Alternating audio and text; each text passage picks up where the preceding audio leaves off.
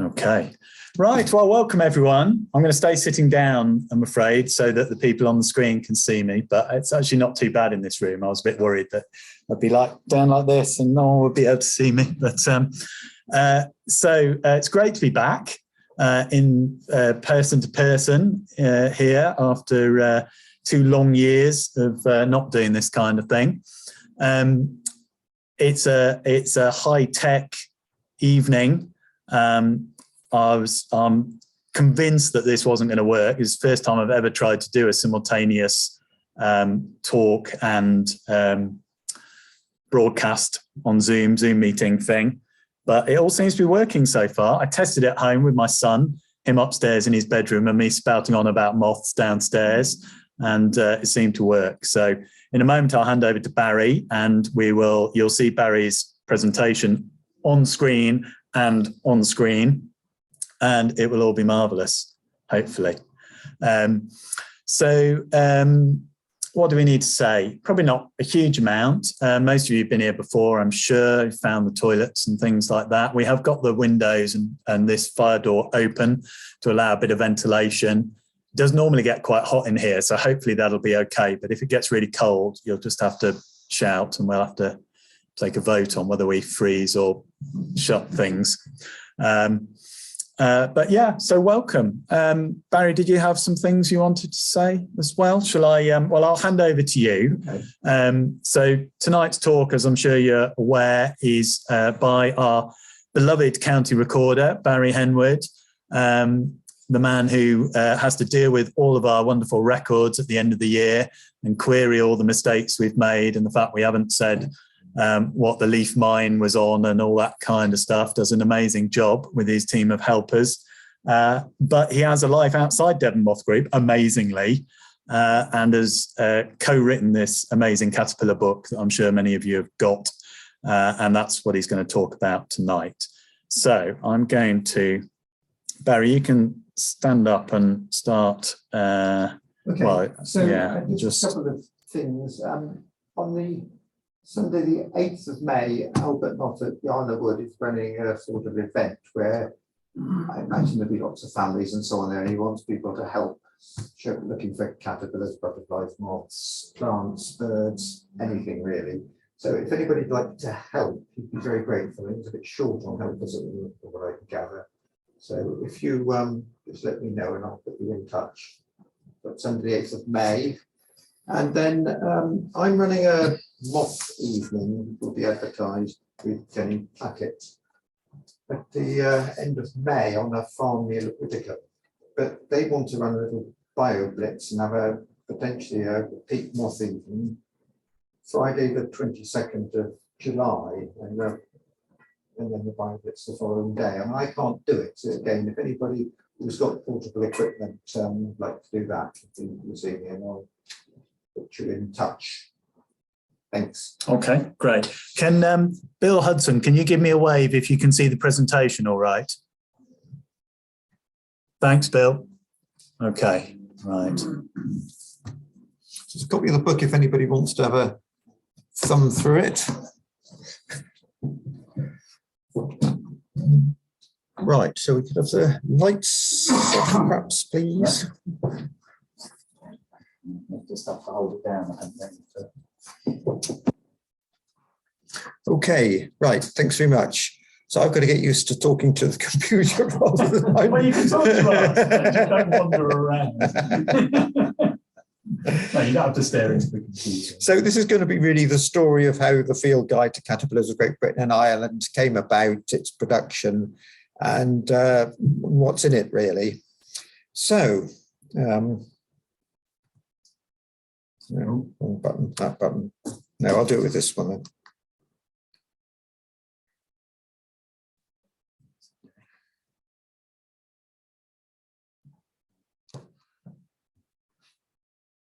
Strange, isn't it?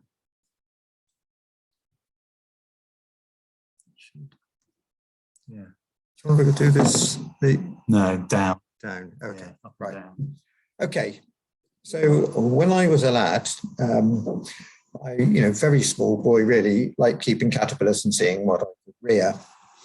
And then when I was 13, I got a moth trap, which opened it up a bit more really, because I could catch female moths, they could lay their eggs, and I could rear even more caterpillars.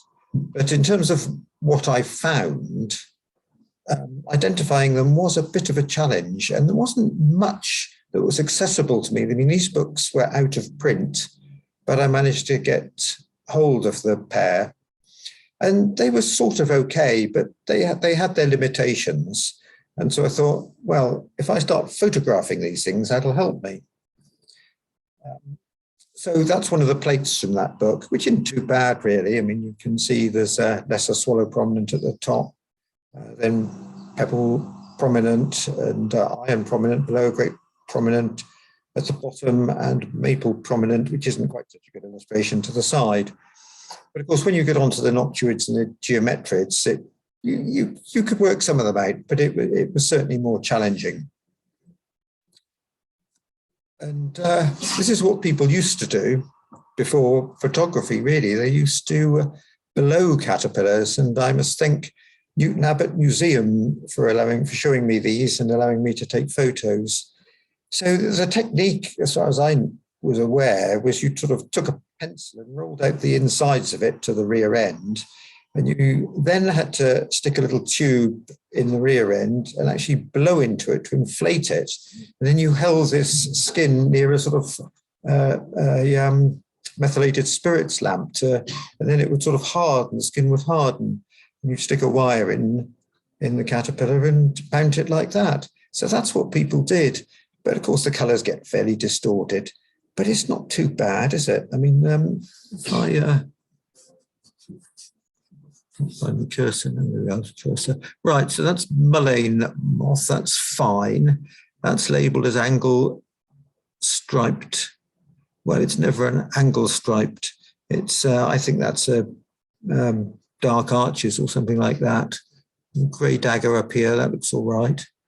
And, you know, they call that, well, he calls that common yellow underwing, but it's Noctua prenubra, it's labelled large yellow underwing. So that looks pretty good for that. So that's what people did. And here's another one. They're quite, I mean, you know, things like drinker moth here, that one's pretty good, isn't it? Emperor moth here, but that one's labelled goat moth, but that's never a goat moth caterpillar.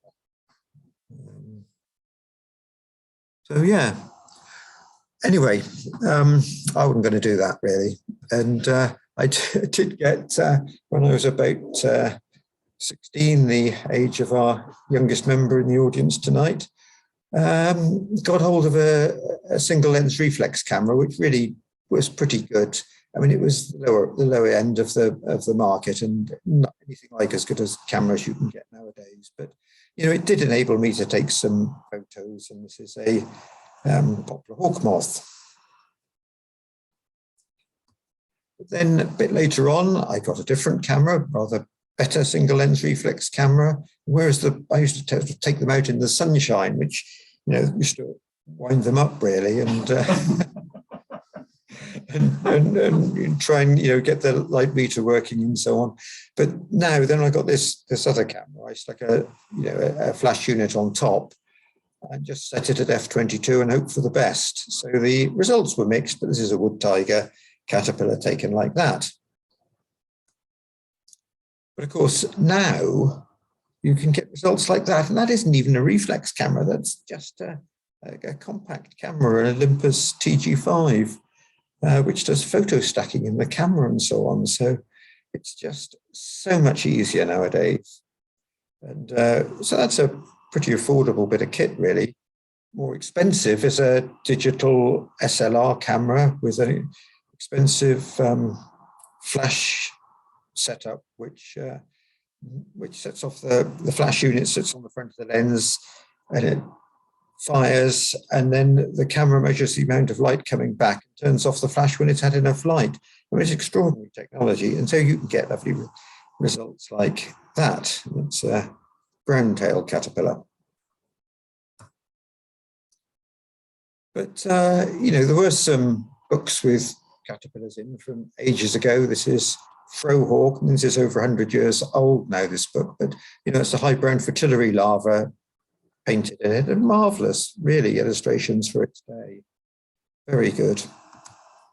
This is the Ray Society volumes, bucklers, caterpillars, and there's a plate from it. And this is a very interesting plate, actually. I mean, this is really expensive to buy these books. But they're recognizable. I think, that's clearly a herald moth at the top. And these number 2 here is interesting. So it's that and that. Does anybody know what that is? Copper underwing, yeah. But interestingly, that one's also labelled as a copper underwing. But of course, this is over 100 years ago, and that's clearly a Svensson's copper underwing caterpillar. But of course, it wasn't recognised as a separate species till 1968. This is the mouse moth. Again, pretty distinctive caterpillar. You could certainly identify it from that. And then we've got the Gothic. This group here is the Gothic. And interestingly, in the field guide, we make a point of the white dots on the thorax, and using the cursor again there. Where's it gone?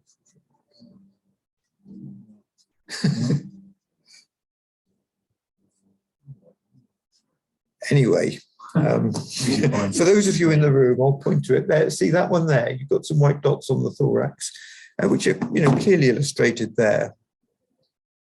And then the bottom 2 are the old lady, which is perfectly identifiable and even shows the nice orange spiracles it's got.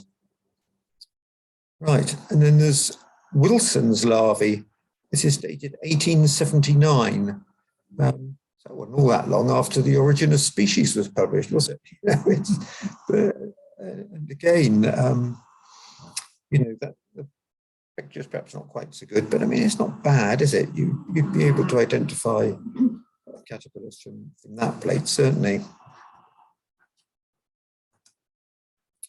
And then much more recently, I can't remember, probably late 1980s, 1990-ish, I'm guessing.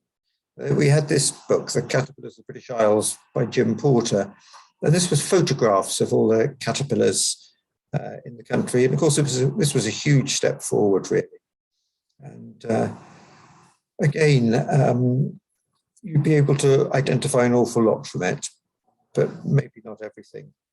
And I'm going to have to say at this point, I think that this talk's going to sound a bit self-congratulatory, I'm afraid, but I wouldn't be giving it if the whole project had been a disaster. But, everything that's gone before, I may appear to be critical of, but I'm only describing really how our book is different. I mean, these works were the sort of state of the art, as good as they could be really in their day, because what could you do? You just have your photos, pretty much your own photos or a few photos other people might have taken.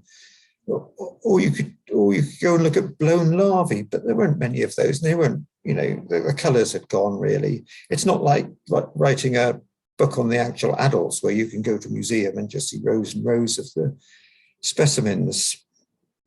So what we had, of course, great advantage we had was better photos, digital photos potentially available, and lots of images available on the internet. We should be a bit careful that they were correctly identified, but I don't think it was really possible to do what we did until now. So Phil Sterling, Mark Parsons produced the Micromoths Field Guide to the Micromoths, Great Britain and Ireland, which was published in 2012, and I had a very minor part to play in that. And then I'd given up work at the beginning of 2012, and I was on a ferry to Ireland with Phil Sterling. And he said, now this book's published, British Wildlife Publishing want a book on the caterpillars now. And I'd spent some time in the field with him, and he thought I would be a good chap to do it with him.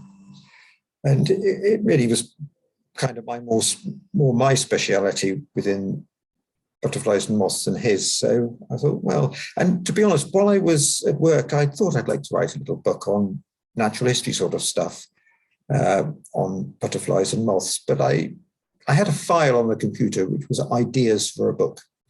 And I'd got no further with it, and I'd have to go and find a publisher, and I hadn't really started. And he said, well, would you like to do this? And I thought to myself, well, I could put all this stuff probably in the introduction to a field guide, and it would be a tremendous advantage doing it with somebody. He had the experience of already having produced one field guide. He had a first class degree in zoology from Oxford University, which was a good plus. And I just thought, well, let's go for it. So that's how the project really came about. And so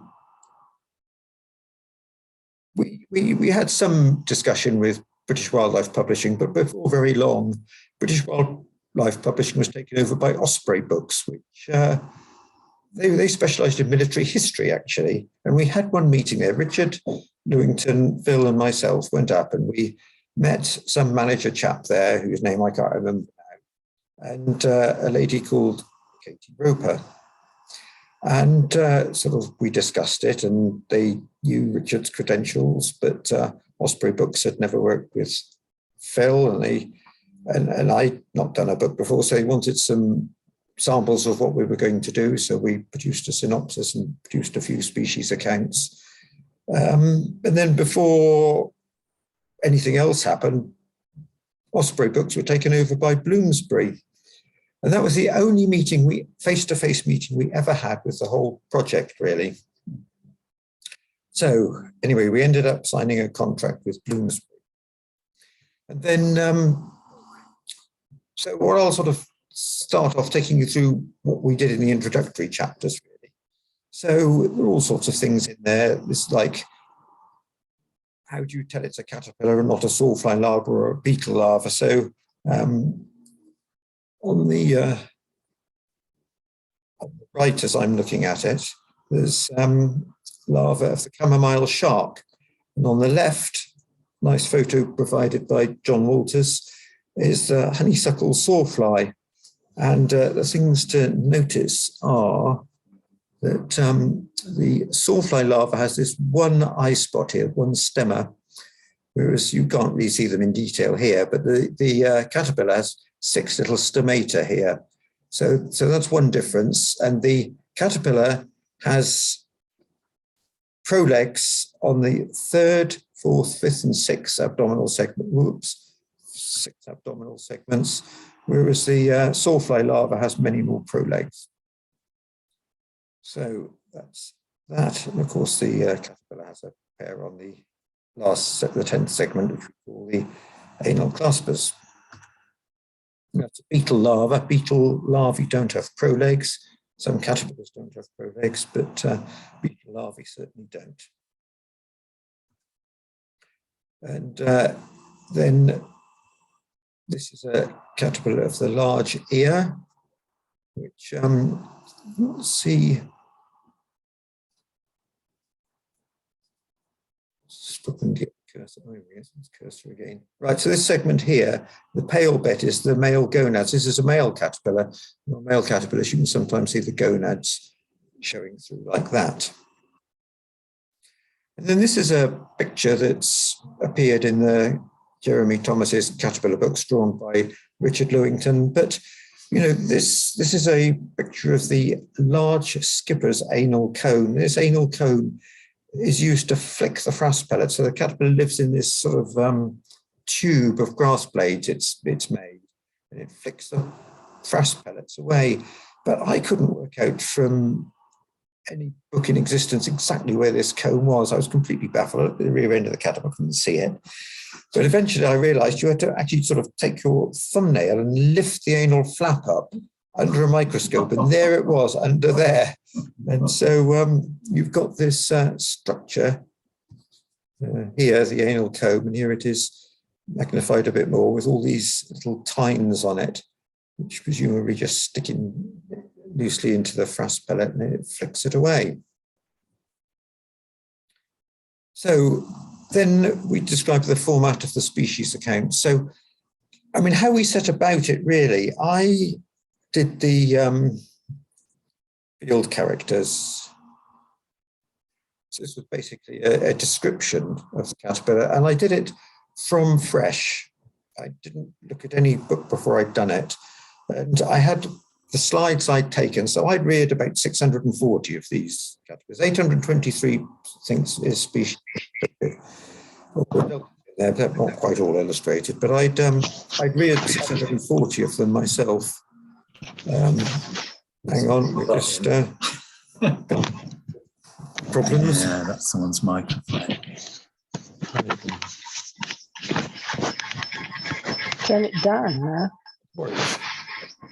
I've got a picture.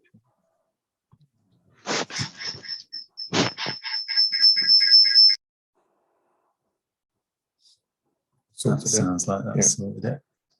Yeah, thank you. Okay, sorry. Yeah. So the description was done by me using my own photos. We'd had all my color transparencies digitalized, but so that they could be shared with Phil and Richard online. But I was able to hold the slides up with a lens to a light as well, which was helpful. And of course, there were, websites. We had to pick and choose our websites. There was UK LEPS was very good, Lepi Forum, a German website, and Pergus.de, another German website, was very good. And occasionally we had to go to others. So that's how that was done. Then I, where necessarily, wrote some text on similar species. I had a go at the habitats, but to be honest, Phil's a professional ecologist, so it was really better that he concentrated on that. And the food plant list, he had some formula for doing that. So he wrote the food plant list out. But we'd got, Darryl Rush had kindly gone through various resources and made a list on a spreadsheet of all the recorded food plants. And Butterfly Conservation kindly allowed us from the National Moth Recording Scheme records of caterpillars where there was a comment. And so we could look at that to try and glean food plants. Now, you have to be careful. Caterpillar found on a plant, well, what does that mean? I mean, if there were lots and lots of records found on that particular plant, you might presume it was a food plant, or if there was a record to say it was seen eating the plant. So, we had to be a bit careful on that one. And then the field notes were, where you're likely to find it, how you're likely to find it, whether it feeds by day or night, how it spends the winter, how it spends the winter, pupation site, that sort of thing. So I did all that. And then it went to Phil. He added in something on the status and distribution, largely sorted out the habitats, and went through and edited what I'd done. And he sort of produced a second lot of text below, and then I would go through that and either agree or come back to it and say, no, I don't think that's quite right. And at that point, I was comparing the text with Richard's illustrations as well. And so it was all quite complicated, really. And Phil and I rarely met. We had a few days where we worked together, but we actually rarely met. Good. Oh, and the distribution map, again, Butterfly Conservation kindly allowed us the distribution maps of the National Moth Recording Scheme, despite the fact the Moth Atlas hadn't quite been published. But so it was very helpful. And Chris Manley, who's used to producing maps for his own books, and he did it for the Waring and Townsend books as well, had some clever system of producing a sort of green splodge, which roughly matched the dots on the Butterfly Conservation maps. So that was good, and no doubt Bloomsbury paid him for doing that. And he did a very good job. I mean, I checked them all and I had to feed back a bit, which of course was great for him because he was producing the third edition of his own book. So I was helping him. And those are the maps. So it's an enlarged version of the maps as they appear in the book. You can see the green splodges. And it just explains really what these bits are Shetland and Orkney, and that's Fair Isle, and this is the Channel Islands, and a green spot out here is Scilly. And these are where the species have been recorded between 2000 and 2016. There's a bit on rearing caterpillars and so on, and this is a grey dagger, but you can see it looks as if it got two heads. And that means it's about to shed its skin, the old one will fall off, leave the bigger head behind. Then techniques for finding caterpillars. This is Phil Sterling with his head down in limestone pavement. A very good technique. Yeah. And actually, we, this is the Burren in Ireland. We actually, one thing we were looking for was caterpillars of the least minor, because there were precious little by way of, I'm not even sure if there was anything very much by way of illustrations we could go on for caterpillars of this. And the food plant was said to be glaucous sedge, but we found them in glaucous sedge and also in blue moorgrass. So that was good. It was me with a sweep net and me with a beating tray. And a few signs. This is a poorly looking foxglove drooping over because it's got a hole in the stem there. It's caused the caterpillar inside, it's caused the foxglove to droop over. And if you open it up, there's a frosted orange larva inside. Then we, okay. Then we did a bit about eggs. I mean, most moth eggs aren't very interesting, but this is a stack of eggs of the small emerald on clematis. So it's supposed to look a bit like a tendril or what, I'm not sure. But anyway, that's how the small emerald lays its eggs. So it's quite interesting. Then the yellow-tailed moth lays batches of eggs and covers them with these hairs, which are sort of modified scales, really, that are on the abdomen of the moth. So it sort of sheds them over the egg batch to give some protection. And then I come across this. I was rearing the engrailed. And the engrailed lays these batches of eggs and covered it with this stuff. And so if I crop the image and crop it a bit more, it's just like sort of silk fibers, isn't it? But, there aren't any silk fibers like this on the body of the engrailed. So it must be secreting them from a gland on the abdomen somewhere. I've never, ever seen a picture of this or any mention of it in the English literature, in the British literature. But you will find a picture pretty similar to this on the Lepi Forum website. So it's not completely unknown, but yeah, it's really weird. I'd love to know how it does it. But there really are silk-like fibers. So it's a good opportunity, I felt, to show things like this that haven't appeared in books before. And this I've written up in the journals. This is the larva of the true lover's knot. The one on the top is the penultimate instar larva. And the one on the bottom is the final instar larva. But the interesting thing about this, which as far as I'm aware is unique amongst our caterpillars, is that the final instar does not feed. It just seems to be a futile instar, really. It just goes off and makes a cocoon and pupates. And there are other things which have non-feeding instars, like the burnet moths when they're overwintering. And the lobster moth doesn't eat much in its first instar, just the eggshell. But as far as I'm aware, this is the only moth we have that does this. And this is the dingy footman now, which the books will traditionally tell you feeds on algae and lichens. Well, this one's clearly been tucking into this patch of moss on a stone in my garden. So the opportunity to get things like that in when we're talking about what caterpillars eat. And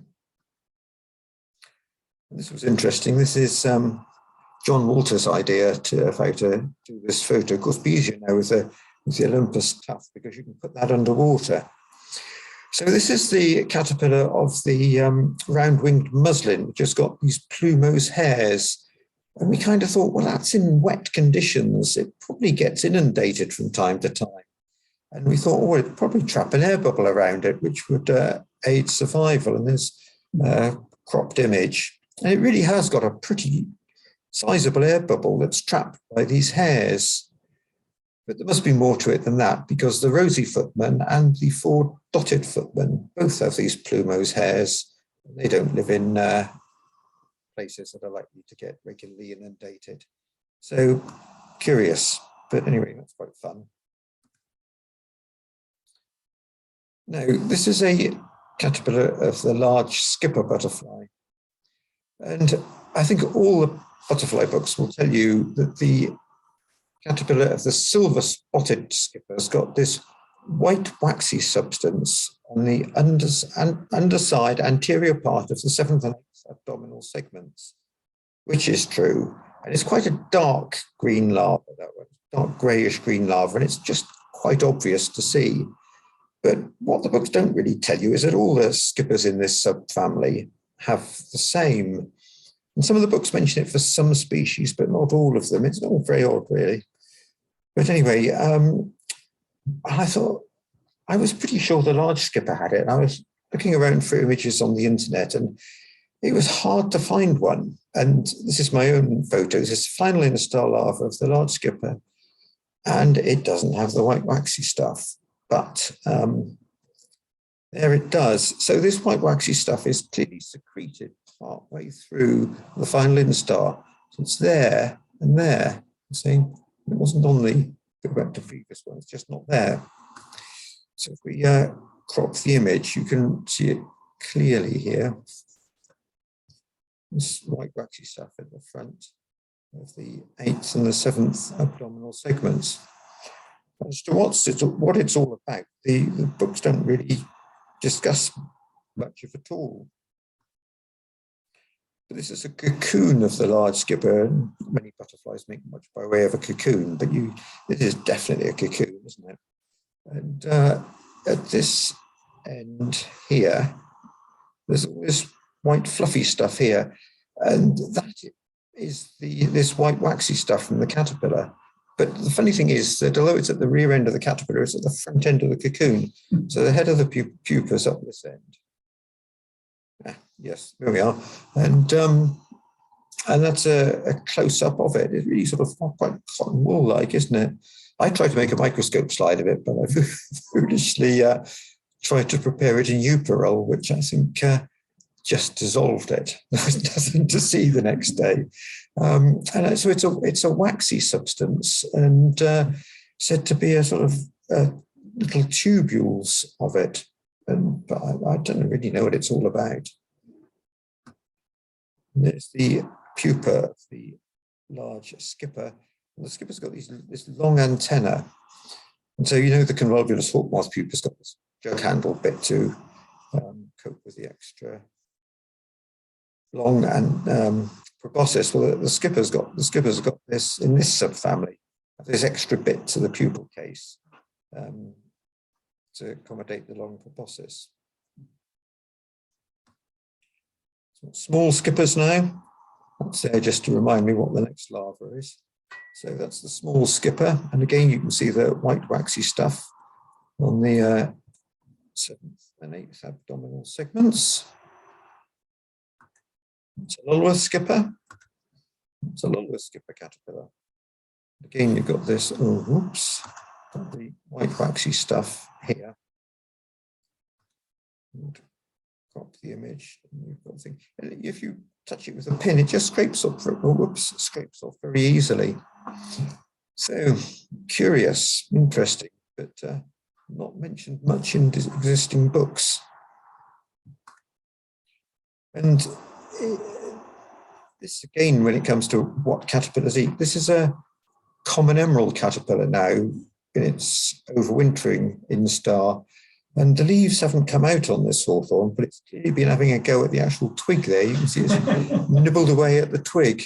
So, you know, there's quite a lot we don't know about what these things do. And this is larva of the satin beauty.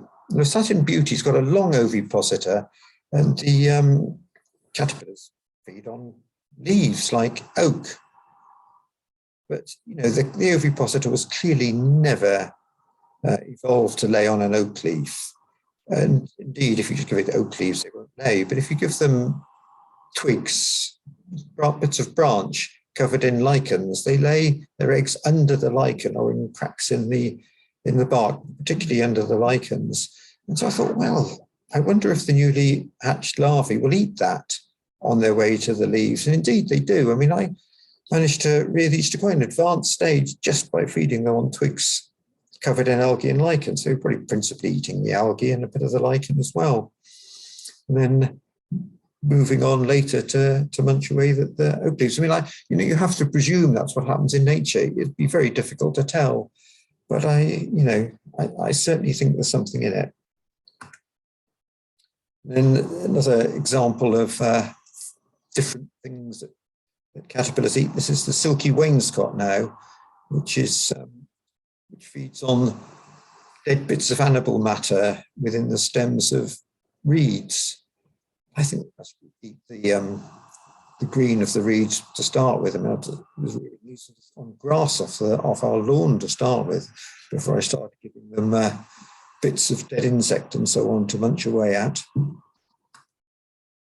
And then finally, we talk about diseases of caterpillars a bit, and this is just the spectacular scarlet caterpillar club fungus, which grows out of an infected caterpillar. So caterpillar's under the ground, and then this fungus comes up. John Walters is very good at dissecting out the caterpillars, but I've never managed to do that. But there's a photo in there, I think, of his showing the caterpillar and the fungus. Right, so then we get on to the systematic section. So there's a at-a-glance guide, which is there to just help point you in the right direction of which sort of plate you need to look at. So it's quite straightforward. And then the actual plates themselves, so some examples of some of the plates. I mean, these are okay, aren't they? They're fairly easy to identify all these caterpillars, but I mean, it's just marvelous artwork, isn't it? It's just fantastic. But I don't think you'd have too much trouble in most of those. I mean, there's the snout lot up in the top left there.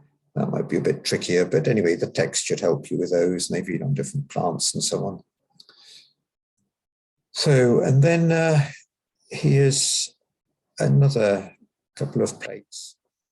So if I can find my pointer again. Right, so the one thing we have done is, is tried to illustrate different colour forms. I mean, Jim Porter's book does it to an extent, but not always.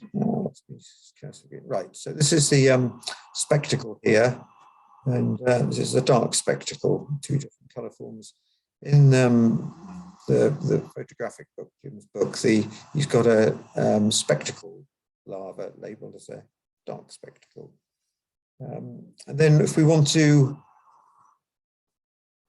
illustrate a point to try and distinguish silver Y from this lot, which is beautiful golden Y and gold spangle. We've got a sort of enlarged little bit. I mean, the trouble is this is a field guide, and so there were commercial constraints really. It couldn't be a great big book where, you know, the larvae were illustrated larger than life. So so that's how we got over this difficulty.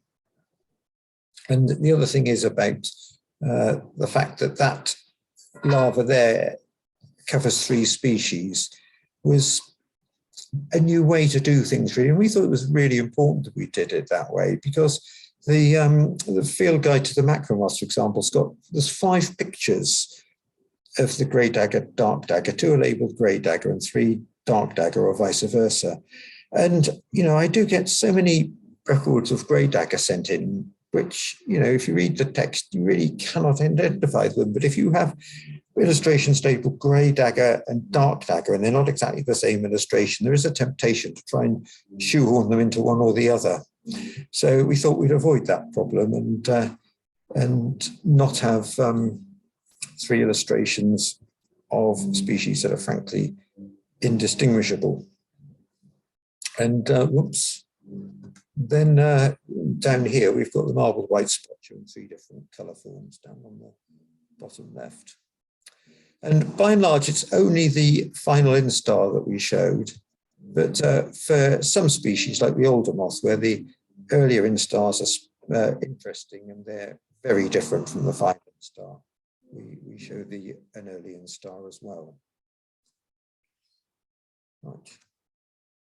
And for the clear wings, you know, they're all internal feeders. They're just white with a brown head. So we didn't see much point in illustrating each caterpillar. It was more important to illustrate how to find them, the signs they'd leave. So we've got a photo of a clearwing larva, the red-belted clearing up the top, and one of Richard's paintings, that's Lunar hornet moth. So that was the sort of standard way to start each family. And we've got sort of signs, there's exit holes of hornet moth, pupa coming out of the cocoon of hornet moth, lunar hornet moth holes, and woodpecker attack here. So that's how we dealt with the clear wings. And this, the trouble was, when I tried to take photos from the actual book, it wouldn't lie flat. And so I thought, well, I'll just take a photo of this from the flat plates that Richard sent me. So in the butterfly book, there's a picture of the brown Argus caterpillar, and there's a photo of the northern brown Argus caterpillar, exactly the same illustrations, so just repeated. So we thought we wouldn't do that. So we'd have one illustration and label it brown Argus stroke northern brown Argus. And this is another example of the same sort of thing. So the top left is common rustic stroke lesser common rustic. We've got a rosy minor, that's right, cloaked minor. And again, it's important to have this bit of the cloaked minor enlarged to distinguish it from Morris's wainscot. We've got down here marbled minor, tawny marbled minor, rufous minor, middle barred minor. Then we've got another form of middle barred minor here. Beautiful Gothic there. So again, one illustration for multiple species. And as I was saying, it's, you know, we had the advantage of lots of pictures to work on. And one of the books I've been talking about earlier describes this larva, which is the shoulder stripe, as having black spiracles. Well, you can see that this larva has black spots down the side. And I suppose you might just be forgiven for thinking they could be the spiracles, but the spiracles exist on the first thoracic segment, or there's none there. And the first 8 abdominal segments, so we've got 1, 2, 3, 4, 5, 6, 7. So there's too few, too few. And in fact, they're not the spiracles at all. They're just black pinnacular. So, you know, it would have been, you know, if I'd gone to previous accounts to write the species description, I could have got tripped up with that sort of thing. So, and again, this is the dark tussock, and one of the previous books describes these tussocks as having white hairs tipped with black. Well, they're not at all. The black hairs are in the middle, and the white hairs are on the outside. They're certainly not white tipped with black. And so I hadn't met Richard before. I'd met Richard before I started the project, but I didn't know him very well, but I was aware that I'd noticed this is a picture from the caterpillar book, Jeremy Thomas's caterpillar book. This is the small skipper. And I noticed there was a problem with it. And I thought, we can't have that. So you see here, under the seventh segment here, he's got 2 white spots and not one on the 8th. So these white spots should be at the front of the 7th and the front of the 8th segment. So I thought, well, I'm going to have to say something. But I mean, Richard, of course, absolute perfectionist, and he didn't mind at all me mentioning it.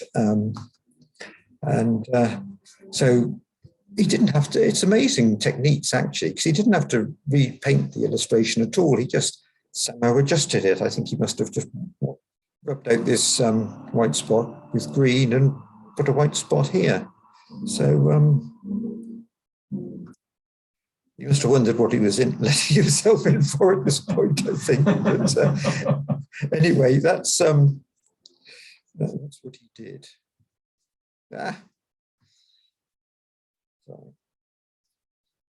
So top illustration shows the original, and the bottom illustration shows the white spots in the right place, the right patches in the right place. Yeah, there we are. Okay. And so if we crop the image, you can see a bit better. So they're in the right place in the lower image. And the hawk moth caterpillars, he didn't have to redo because they were in the Waring and Townsend field guide to the macro moths. So they were already there, but we weren't happy with those because they were all upside down, which is fine because, you know, for many of them, because a privet hawk moth caterpillar rests upside down, doesn't it? It's such a big, hefty thing feeding in a tree, it rests upside down. But we frankly didn't think the narrow-bordered bee hawk moth did that. So we asked him to turn it the right way up. So that's what we did. And so Jim Porter's marvellous book has the larva of the red swordgrass as just this lower form. And I think it wouldn't be that easy if you found the upper form to go through Jim's book and work out what it was. So, you know, we were really keen to illustrate as many of the sort of forms as we could. And this one had certainly caught me out. And I found this brown larva. And I went through the Jim Porter's book and I just could not work it out. It went through it time and time again. But I had I should have realized really, because I'd found the green form as well. But because that's the illustration in his book, I just didn't get there. It took me ages. The penny dropped in the end. But so we put in the green and the brown form of the anomalous larva. And there's lots and lots of larvae actually have green and brown forms. But you really are going to be flawed if you've got a brown larva and you're going through looking at all the green ones. Then for the mullein, you see we've got a picture of the mullein moth caterpillar, which is one you'd normally find. And then these sort of close-ups of a few segments to show the difference between it and related species. So striped lichens in the middle has no dark marks in the intersegmental region, but the other two both do, water betony and the mullein. The mullein moth on the right has these vertical black lines on the side. So when we describe that in the text, you can tell them all apart. And then this is the cream wave, and the cream wave has got these characteristic, quite prominent pinacula right at the end of the abdomen, but you know they don't show up very well without this inset, which is magnified. So that's how we overcame that problem. And again, it's constraints of it being a field guide, really. And then there are difficult groups.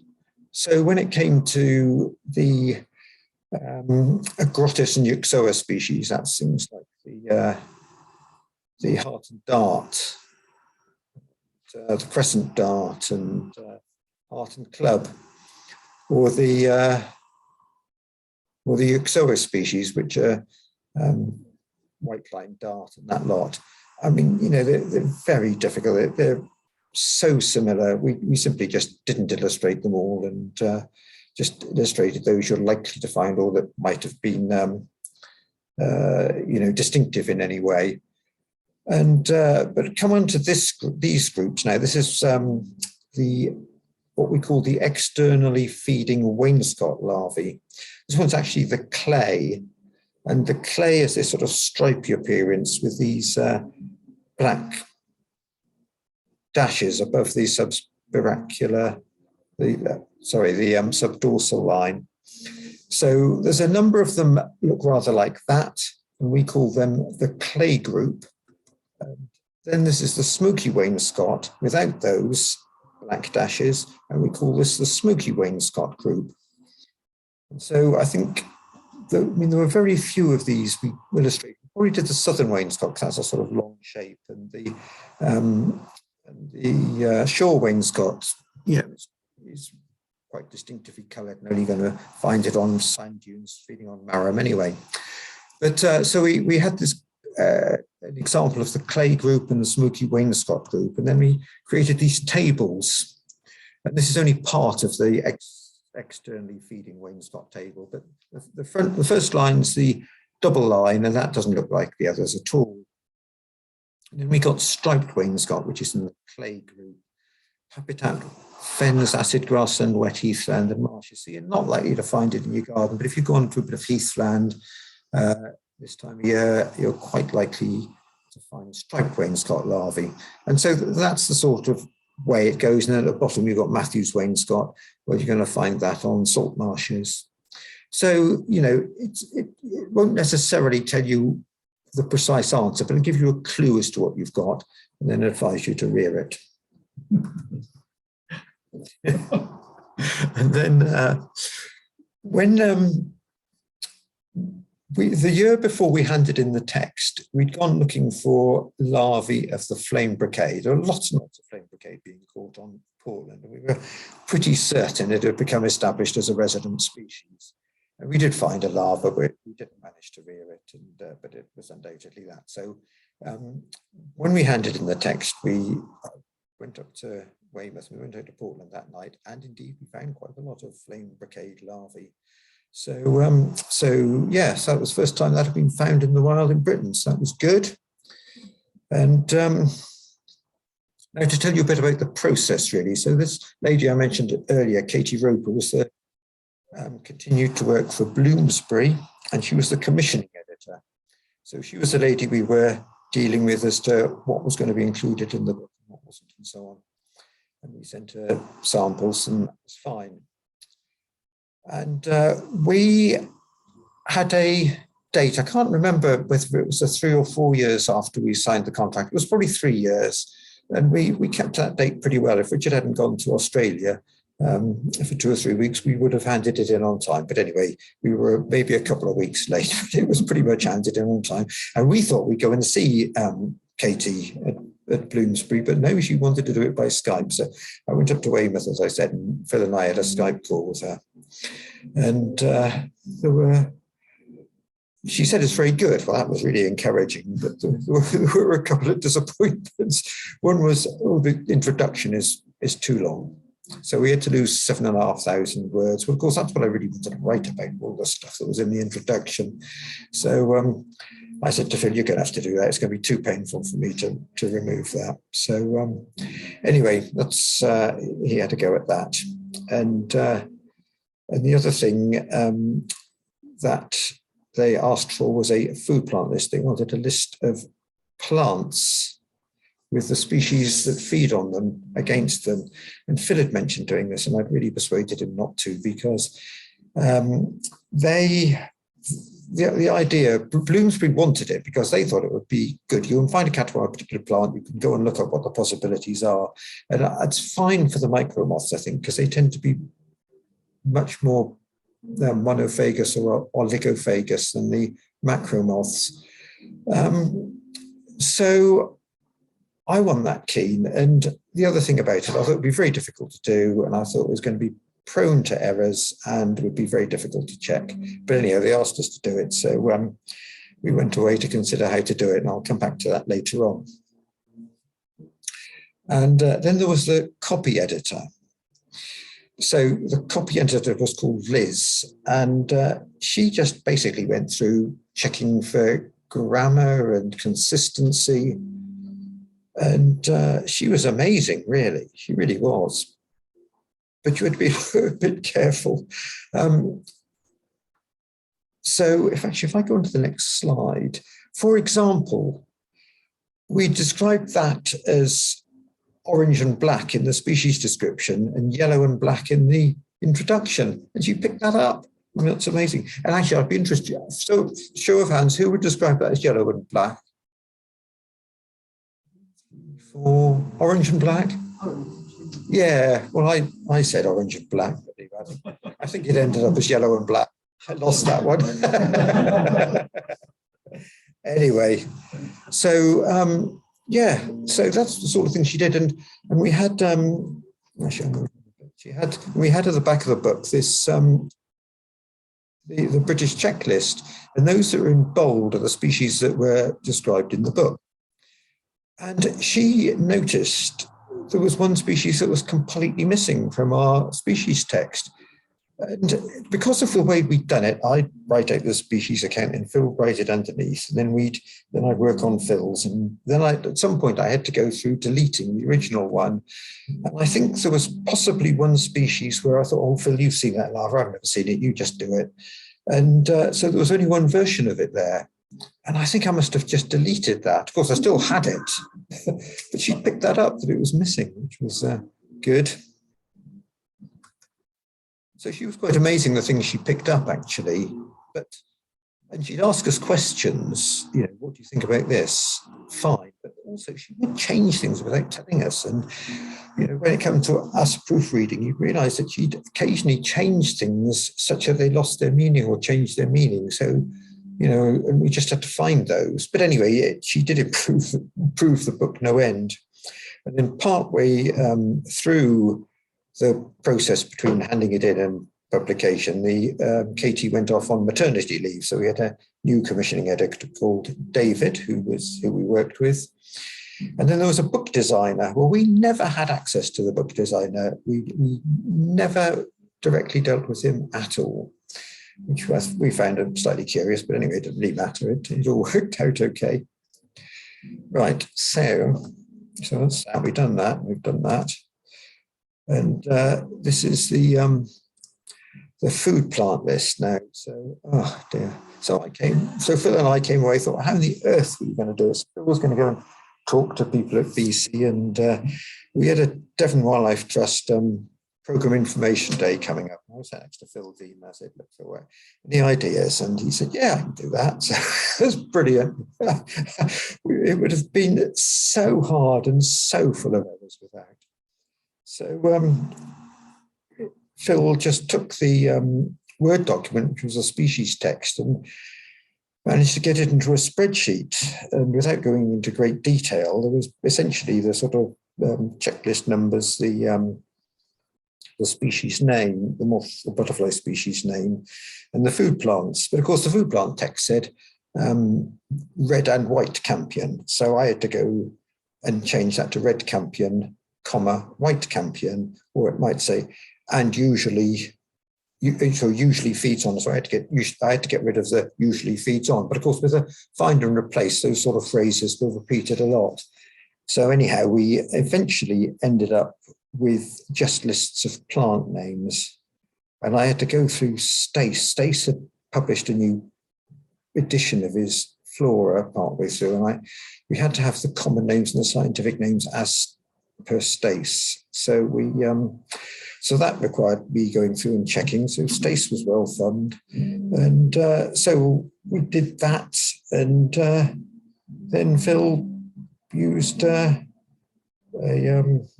pivot table, isn't it called, to create the list of plants with the caterpillars against them. But there were two options: one to have the long names, or just have the checklist numbers. And the checklist numbers made it a heck of a lot less use of space. So the numbers are what we chose. And so because of the way we did it, it didn't require exhaustive checking, and it wasn't prone to lots and lots of errors. So thank you, Phil. Brilliant. And I still don't think it's very useful in the way that Bloomsbury thought it would be. But what I realised that it is very useful for is you've got the micromoth field guide where you've got the same thing, and you could take a plant, look up the number of species that feed on that in the micromoth book, and look it up in this book, and then you've got all the butterflies and macromoths. You could add it together to work out the total number of Lepidoptera that feed on any particular plant. And you'll find that some of these plants that get sown everywhere as wild flowers, like the common poppy, which is an archaeophyte, have no caterpillars that have ever been found on them at all. So I think from that point of view, it's really, really good. Yeah, and then we had to then arrange it into some sort of order, and there are sort of, so things are either signposted to where they should be, but anyway, I won't go into great detail for that. You can, it's all in there, and a useful resource.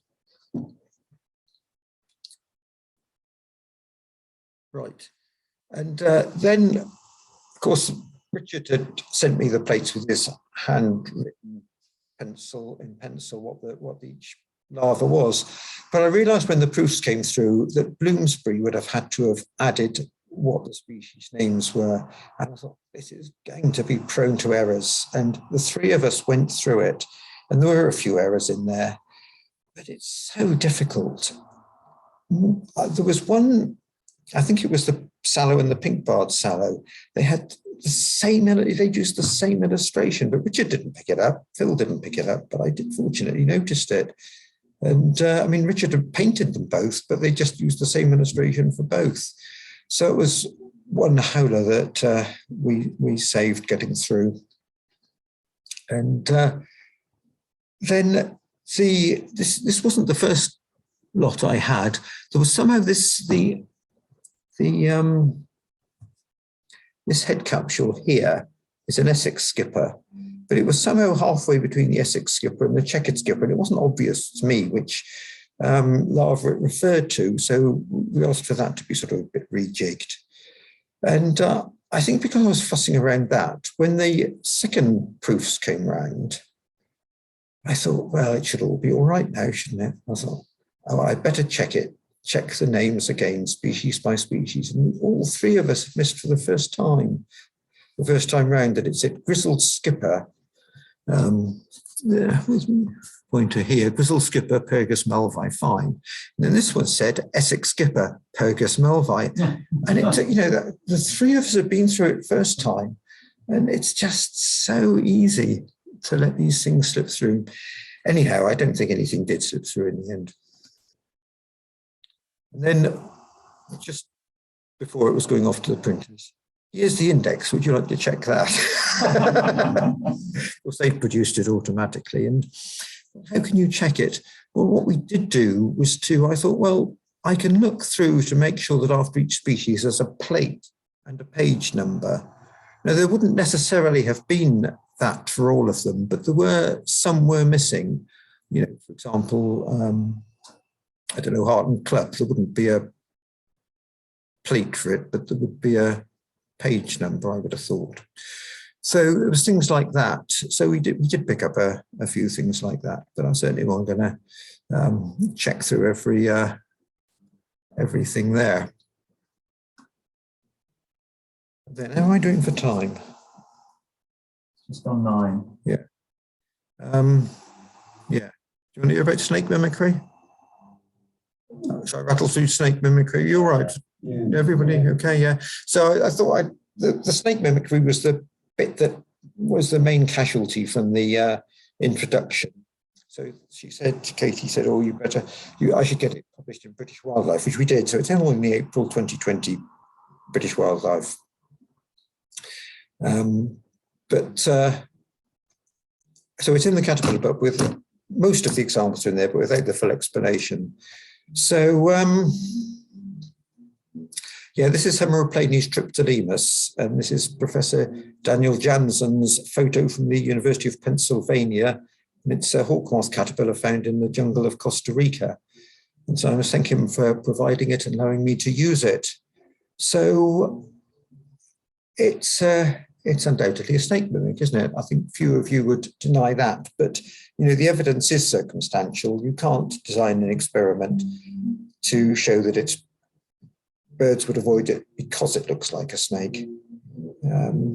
And the interesting thing about it is that even it is smaller than most snakes, or probably all snakes.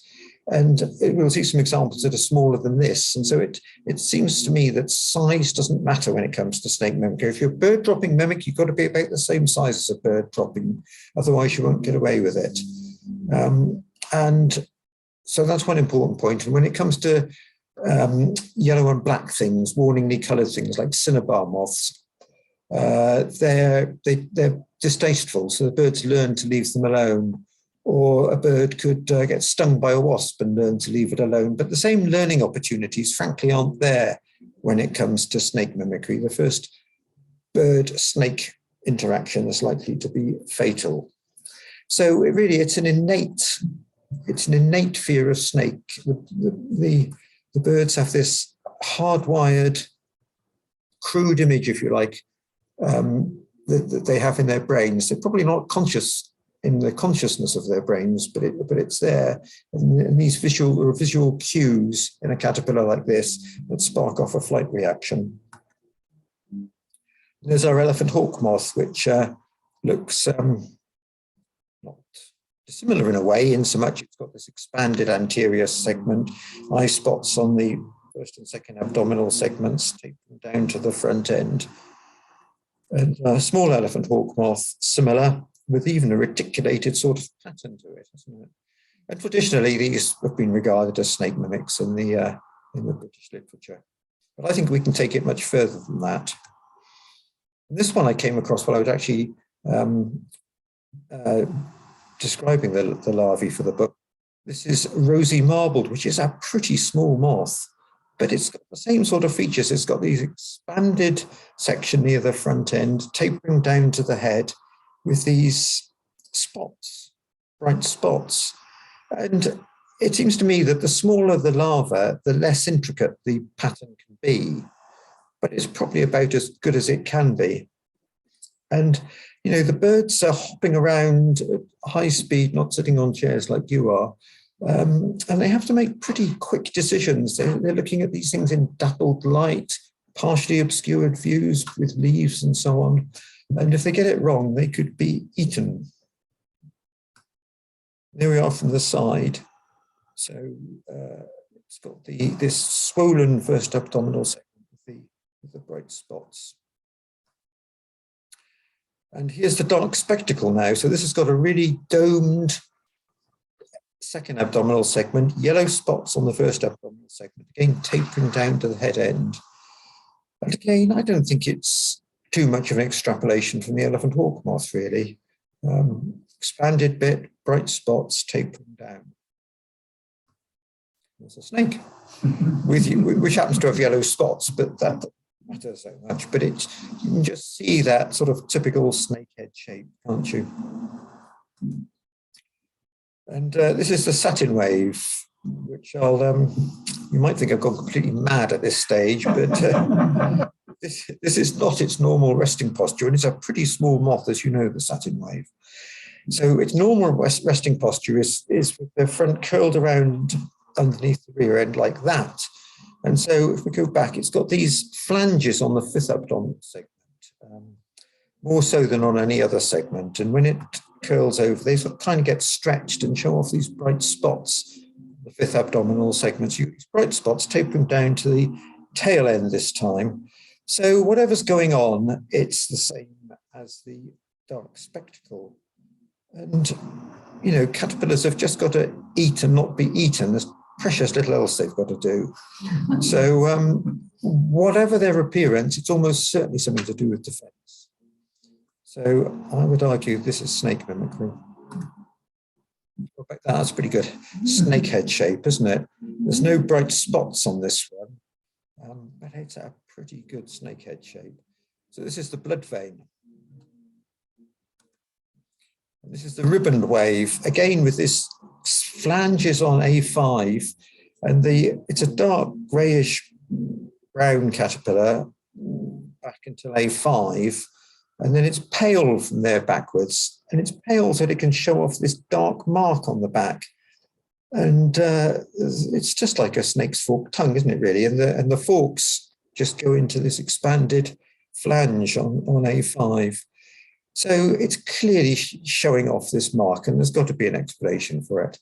And I would argue it's a forked tongue. And the interesting thing is these last three examples are all in the subfamily Sterinae of the Geometridae. The satin wave with its bright spots tapering to the end, the blood vein with its snakehead shape, and the ribbon wave with its forked tongue appearance. So there might be something about the habits of this group of caterpillars that make them particularly prone to evolve snake mimicry, because it's clearly evolved in three completely different ways, completely independently in this group. And then this is the swallowtail caterpillar, which is only found in the fens and broads of East Anglia in this country, but this was taken in Greece, where they're pretty common. And, if disturbed, it shoots out this structure called the osmeterium from the first thoracic segment, and it's said to give off an acrid smell. But I would say to you, it's going to be much quicker for photons bouncing off that thing, hitting the back of a bird's retina, than it is for molecules of whatever to diffuse into its nostrils. And furthermore, I mean, to be honest, the wind might be blowing in the wrong direction anyway, won't it? So I think it's far better off thinking that's a forked tongue and scarpering. So I think that's a forked tongue, and that's snake mimicry myself. So can we think of anything that combines these other features of snake mimicry with a forked tongue? Or at least we can. So if we look at the lobster moth caterpillar from the rear end, you've got these expanded seventh abdominal segment, a particularly expanded eighth abdominal segment, these modified anal claspers, these sort of tails. There's another one there. I think that looks very cobra-like. You agree? Yeah, but you're going to say there's no cobras here. But that doesn't matter, because don't forget, many of our insectivorous birds spend much of their lives in the tropics, tropical Africa, where snakes are common, including cobras, and even specialist arboreal bird-eating snakes. And so I think it's amazing, really, that the appearance of our caterpillars here is being influenced over evolutionary time by snakes in the tropics. So, yeah. So, well, you have to make up your own mind on it, but I think I've given you a reasonably coherent argument. Now, if you Google snake mimicry caterpillars, it's worth doing, actually, because there's lots and lots and lots, and they're mainly in the tropics. And there's lots of the swallowtail caterpillars actually in the tropics do it. But also, if you Google Daniel Jansen, Janzen, snake mimicry paper, you come up with this paper, which is largely to do with eye spots, actually, from his research in the jungle of Costa Rica. And he's many, many examples, and also lots of pupae as well that he says are mimicking snakes. And so I thought, well, have we got any? And we have, but there is only one. And that's that one. So this is the lilac beauty now. And it's a very unusually shaped pupa, and it's unusually exposed. Just a few strands of silk, a very, very feeble cocoon, holding it up, leaving it completely exposed. And it's got this unusually expanded middle section to the pupa, which is tapering down to both ends. But at the front end, you've also got these sort of eye spots. Eye spots. There, and there. And it's very, very like some of the pupae that Daniel Jansen is saying are snake mimicking pupae. So there you are. So, and it depends how far you want to take it. This is a small fan foot now, and this hasn't got any particularly tapering bit to it, but it has got these yellow spots on the seventh abdominal segment. And that maybe just that's enough. I don't know. Maybe I'm pushing my luck a bit here, but, but anyway, you have to make up your own mind. You can't design any experiments anyway, but it's interesting. So just to recap and make some further points, the evidence is circumstantial. Birds' fear of snake is innate, not learnt. Birds hop around quickly, getting brief, partially obscured views of larvae.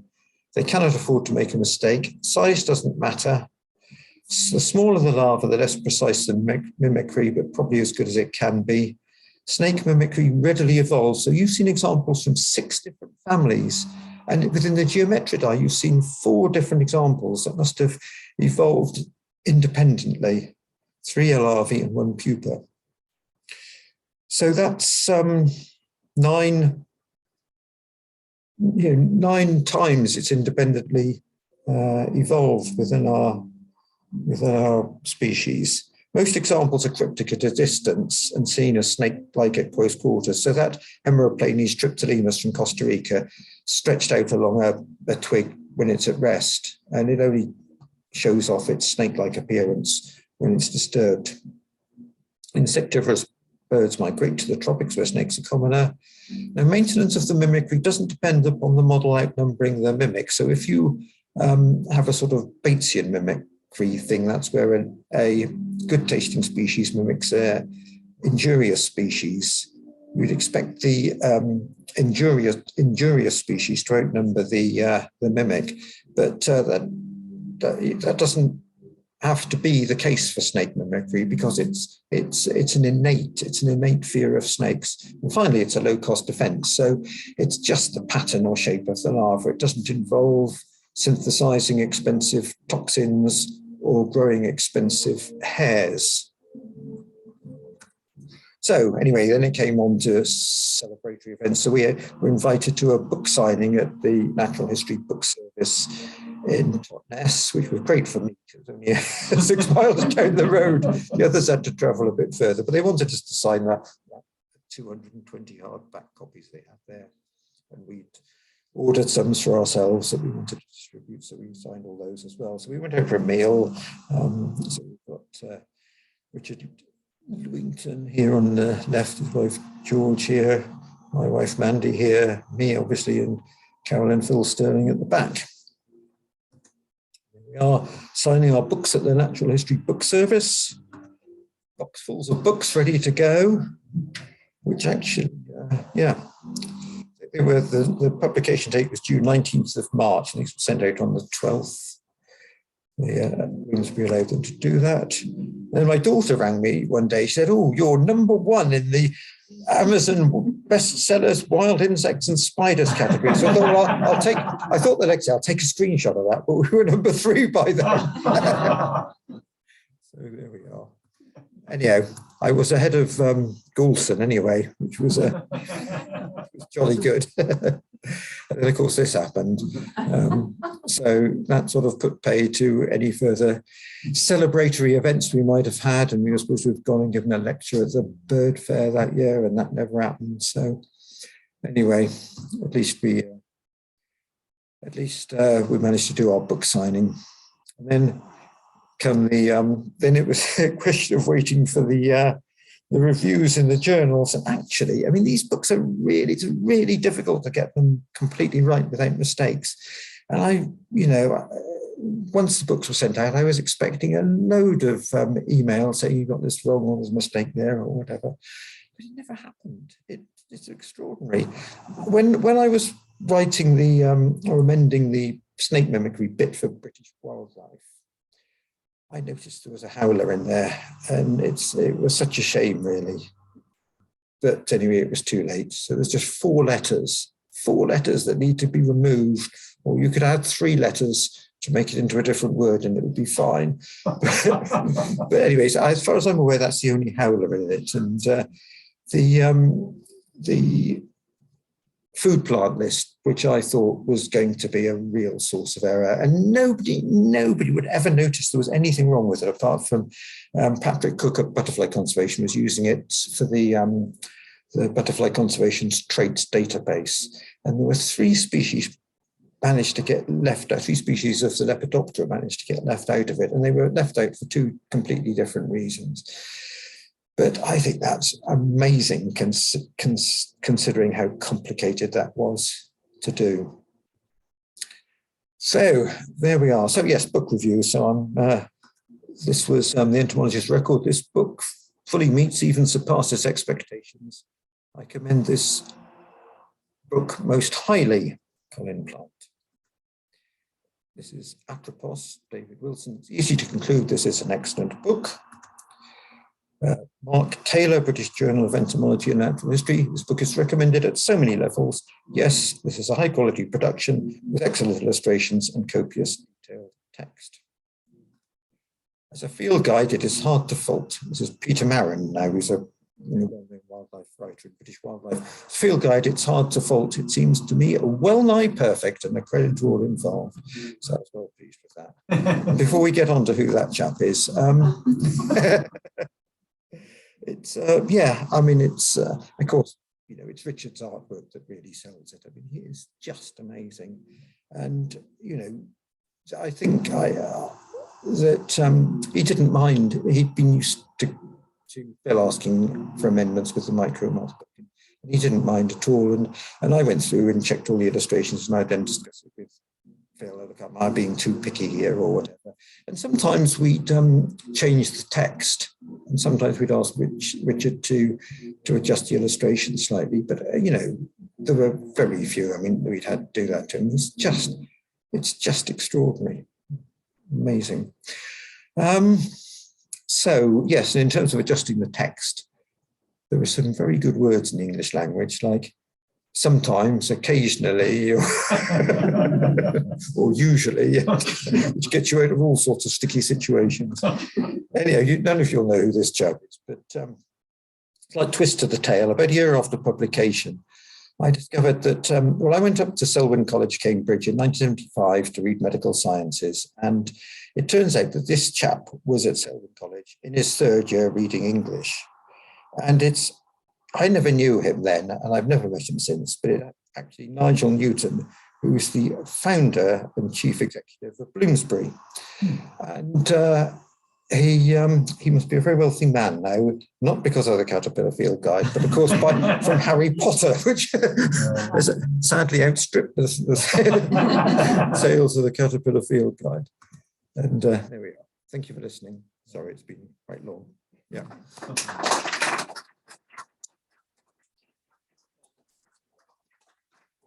The word Cambridge is very good. Right, you stay there.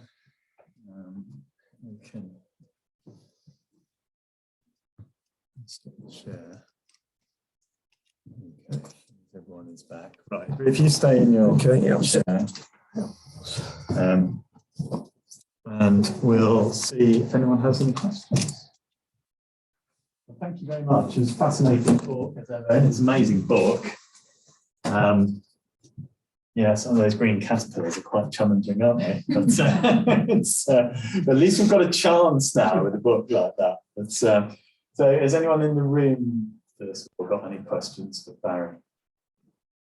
Well, did you actually spend much physical time with Richard Lewington, seeing him actually? No, none at all. Just all None at all. by electronically, Yeah. I mean, he does the original illustrations, painting them, but any adjustments he just does on the computer. And I think it's possible to produce work like that just purely on a computer nowadays. Yeah.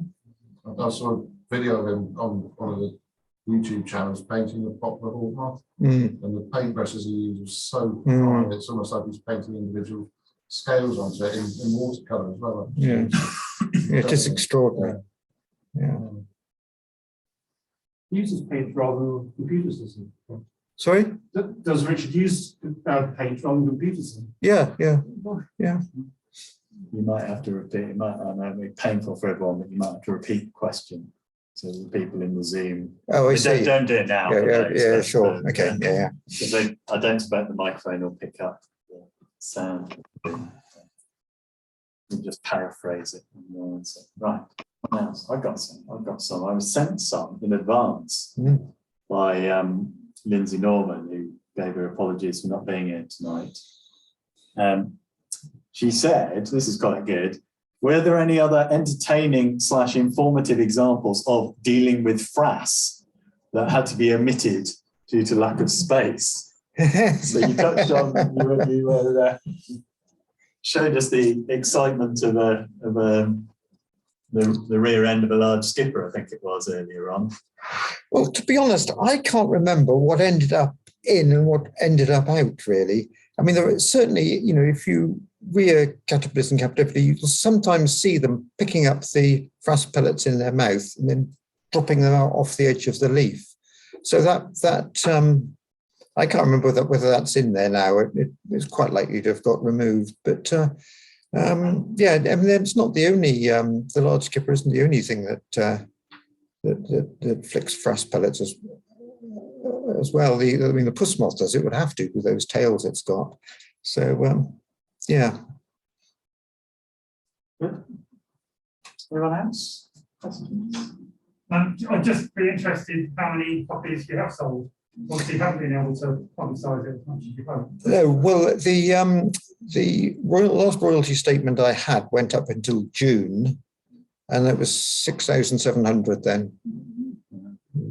How many did they print? Do you know? I don't know. I think. Have they reprinted it? Yes. Right. And I don't know where they're being printed now either. The first lot was in India. The first lot that came, I never saw initially. It went to Richard to check, and he said, you know, the colours weren't right. He said, well, I'm not spending 4 years painting this lot and having them go out like that, or having my name associated with those. So they had to redo them. So, and I think it was 2,000. I think 2,500 was the first print run, and I'm not sure even whether they're still being printed in India. The first lot were. It's great having the umpire band all the way through your talk, or most of the way through your talk. Okay, another one from Lynn was, how did you decide which the confusion species were, since presumably the authors themselves weren't confused? As a beginner, I find this information really helpful, and it's not easy to find elsewhere. Well, I think that's a very good point. And I think there are some things that I might find confusing that somebody starting might find confusing. And I have that trouble with some of the micromoths, to be honest. But so how did I decide, or how did we decide? Well, I suppose it was those we'd struggled with ourselves and those that just blatantly looked similar. Of course, I can't think of an example off the top of my head, but there might be two quite similar looking larvae that you couldn't possibly confuse because they're on different plants. But we probably make that point, or maybe we didn't even bother with them as similar species. To be honest, it was so long ago I actually wrote it now. I can't completely remember how we dealt with things. But we put some good thought to how we might help people get to the answer.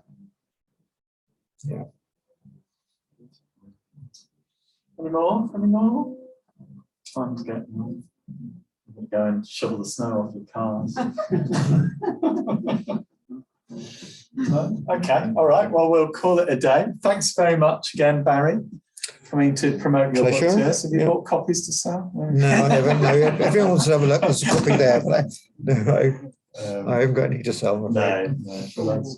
Yeah, I'm sure most people have got it, absolutely. But no, it's really fascinating. So thanks very much again for doing that. Pleasure. And I will swap places with you and just kind of conclude things from here. Right, so that's it for this evening. Hope that was okay for everyone watching from the comfort of their living rooms. I think it was okay for us here as well. Certainly, it seemed really good. Yeah, there's a thanks chat message there. So it was obviously understood and heard and everything, which is great. I don't know if you could hear the brass band that's playing in the next door room at home, but it's quite a nice accompaniment to Barry's tales of snake mimicry and all the rest of it. But okay, so that was the last of the indoor meetings for this season, this sort of winter season. We are going to be doing field meetings this summer again, thankfully. First time after 2 years with I think there was one field meeting last year, but we will be doing field meetings again.